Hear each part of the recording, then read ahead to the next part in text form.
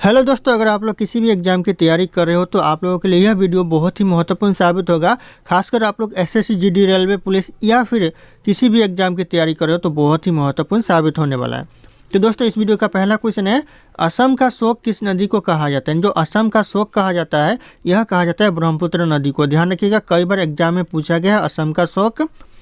और अगर आप लोगों को एक भी क्वेश्चन का सही से उत्तर पता होगा तो कमेंट करके जरूर बताइएगा।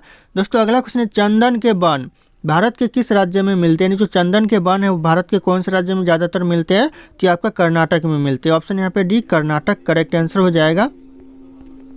अगला क्वेश्चन है, सोमनाथ मंदिर किस राज्य में स्थित है। जो सोमनाथ मंदिर है कौन से राज्य में है, तो ये आपका गुजरात राज्य में। ऑप्शन यहाँ पे बी, गुजरात राज्य करेक्ट आंसर हो जाएगा। कई बार यह क्वेश्चन भी एग्जाम में पूछा गया है। अगला क्वेश्चन है, हिमाचल प्रदेश में चंद्रभागा किस नदी को कहा जाता है। कौन सी नदी को दोस्तों हिमाचल प्रदेश में चंद्रभागा कहा जाता है, तो ये चिनाब नदी को हिमाचल प्रदेश में चंद्रभागा कहा जाता है। ध्यान रखिएगा, ये क्वेश्चन भी बहुत महत्वपूर्ण हो सकता है। अगला क्वेश्चन है, विश्व स्वास्थ्य दिवस कब मनाया जाता है। विश्व स्वास्थ्य दिवस मनाया जाता है 7 अप्रैल को। ऑप्शन यहाँ पे बी, 7 अप्रैल करेक्ट आंसर हो जाएगा। ध्यान रखना आप लोग, वेरी इंपॉर्टेंट हो सकता है। अगला क्वेश्चन है, पानीपत का दूसरा लड़ाई कब हुआ था। पानीपत का जो दूसरा लड़ाई हुआ था ये 1556 में हुआ था। और यहीं अगर पूछ दे कि पानीपत का जो पहला लड़ाई हुआ था वो कब हुआ था, तो 1526 में हुआ था। तो ध्यान रखिएगा आप लोग इस पॉइंट के ऊपर। अगला क्वेश्चन है, कर्नाटक का गांधी किसे कहा जाता है। कर्नाटक का गांधी कहा जाता है दोस्तों सदाशिव राव को। ऑप्शन यहाँ पे ये सदाशिव राव करेक्ट आंसर हो जाएगा। ध्यान रखना आप लोग।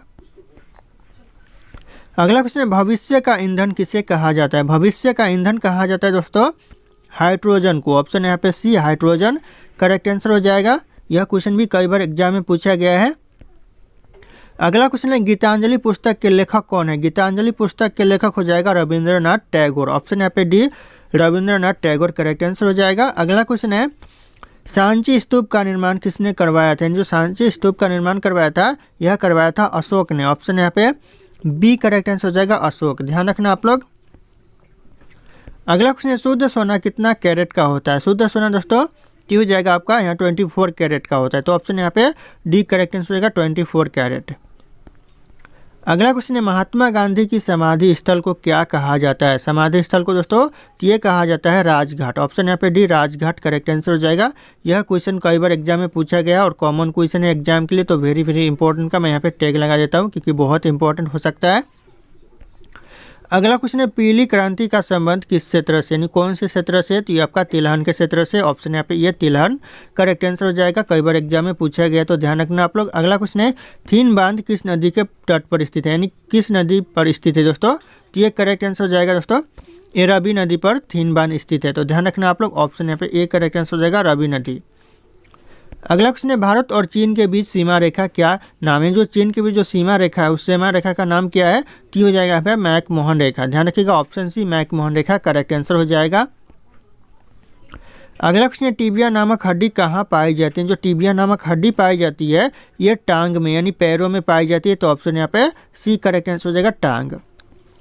अगला क्वेश्चन है, प्रथम पंचवर्षीय योजना कब हुआ था। वेरी इंपॉर्टेंट दोस्तों, प्रथम पंचवर्षीय योजना हुआ था 1951 से लेकर 56 के बीच में। तो ध्यान रखिएगा आप लोग, ऑप्शन यहाँ पे ए करेक्ट आंसर हो जाएगा, 1951 से 56 में।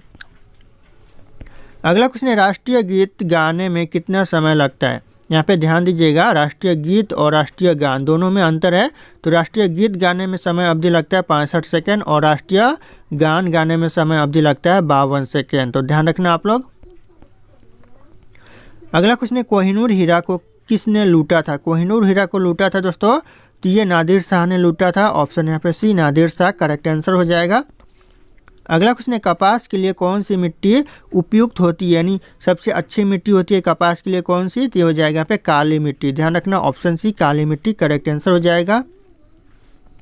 अगला क्वेश्चन, सबसे ज़्यादा वन किस राज्य में पाए जाते हैं। कौन से राज्य में सबसे ज़्यादा वन पाए जाते हैं, तो हो जाएगा यहाँ पे मध्य प्रदेश राज्य में सबसे ज़्यादा वन पाए जाते हैं। तो ध्यान रखना आप लोग। अगला क्वेश्चन है, भारत का राष्ट्रीय खेल क्या है। भारत का जो राष्ट्रीय खेल है वह क्या है, तो हो जाएगा आपका हॉकी, जो कि भारत का राष्ट्रीय खेल है। तो ध्यान रखना आप लोग।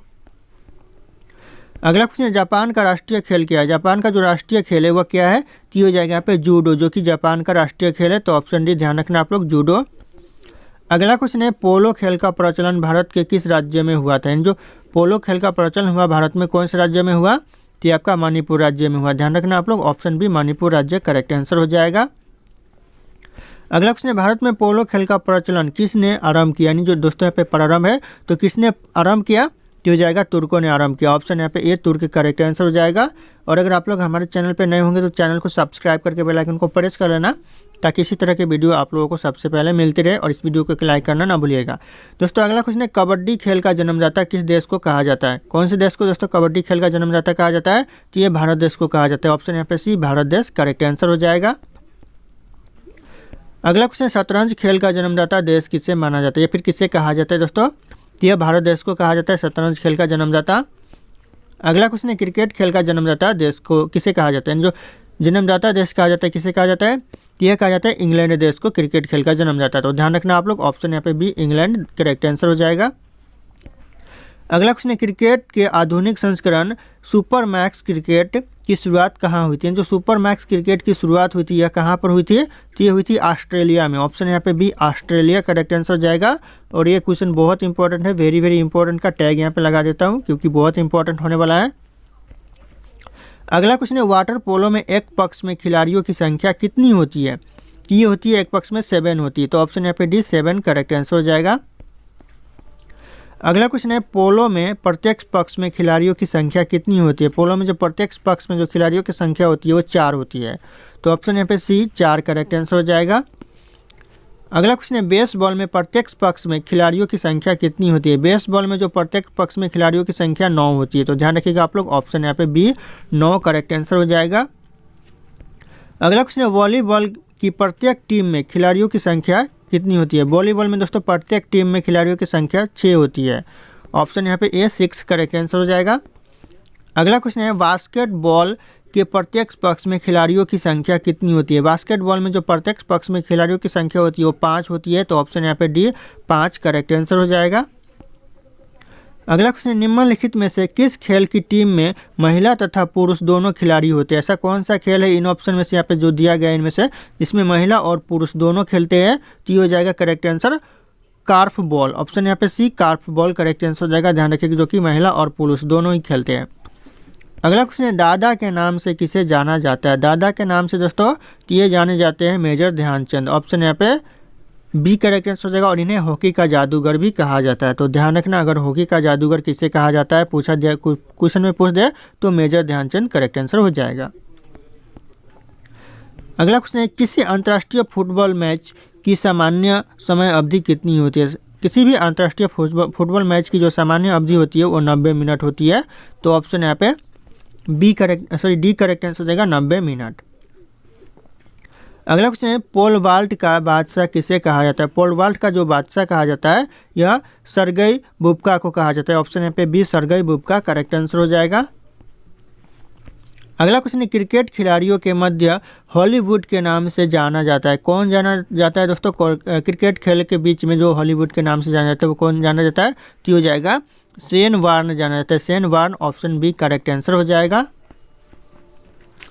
अगला क्वेश्चन है, ग्रेट डिलियर उपनाम से कौन अंतर्राष्ट्रीय क्रिकेटर अंपायर जाना जाते हैं, जो ग्रेट डिलियर के नाम से जो अंतर्राष्ट्रीय क्रिकेटर जाना जाता है वो कौन जाना जाता है, तो हो जाएगा आपका डिक्की वर्ड्स जाना जाता है। ऑप्शन यहाँ पे भी डिक्की वर्ड्स करेक्ट आंसर हो जाएगा।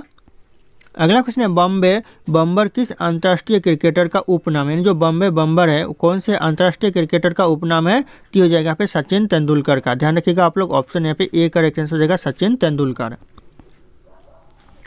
अगला क्वेश्चन है, लिटिल मास्टर के नाम से कौन भारतीय क्रिकेटर खिलाड़ी जाना जाते हैं, जो लिटिल मास्टर के नाम से कौन खिलाड़ी जाने जाते हैं भारत के, तो हो जाएगा करेक्ट आंसर सुनील गावस्कर जाने जाते हैं। ऑप्शन यहाँ पे सी सुनील गावस्कर करेक्ट आंसर हो जाएगा।